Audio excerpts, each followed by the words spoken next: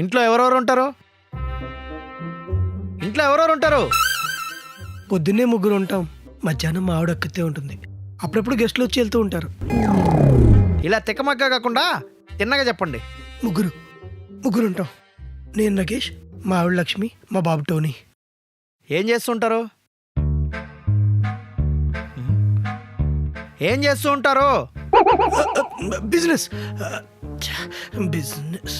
అలా ఆపేశారేంటి? బిజినెస్ చేసేవాడిని.